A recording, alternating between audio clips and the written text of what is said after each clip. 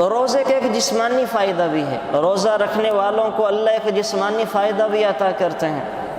وہ کیا ہے؟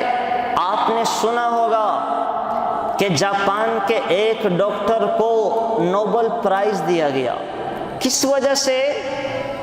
کہ اس نے 7 ارب انسانوں کو روزے کا تعارف کروایا کہ روزہ رکھا کرو، روزہ رکھا کرو۔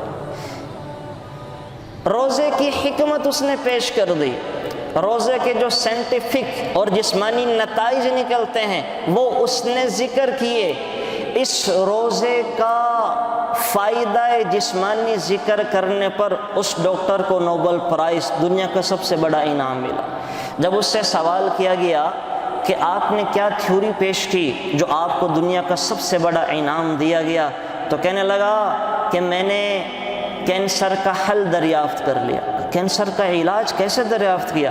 پھر کہنے لگا کہ کینسر سے بچنے کی ممکنہ تدبیر میں نے دریافت کر لی، جس کی وجہ سے مجھے نوبل پرائز ملا۔ تو لوگوں نے سوال کیا کہ وہ کیا آپ نے ممکنہ تدبیر دریافت کی ہے؟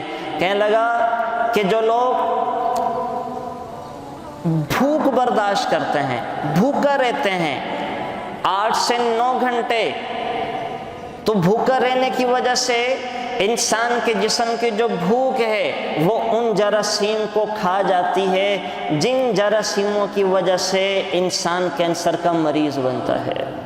تو وہ بھوک ان جراثیموں کو کھا جاتی ہے جس کی وجہ سے انسان کو کینسر نہیں ہوگا، کینسر نہیں ہوگا۔ تو اس سے پھر اگلا سوال کیا گیا کہ کتنی بھوک اور کتنے دنوں کی؟ کہنے لگا کوئی شخص 8 سے 9 گھنٹے پورے سال میں تقریباً 1 مہینہ بھوک برداشت کر لے، ایسے شخص کو کینسر نہیں ہو سکتا۔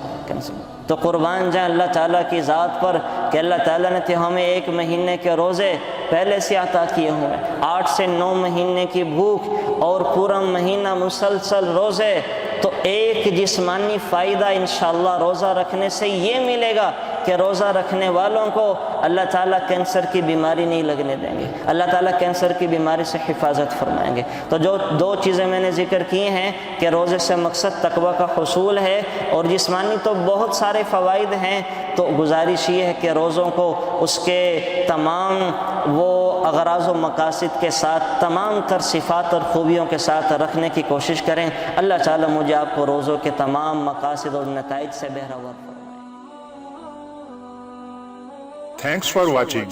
Please subscribe, like, share Mufti Sufyan.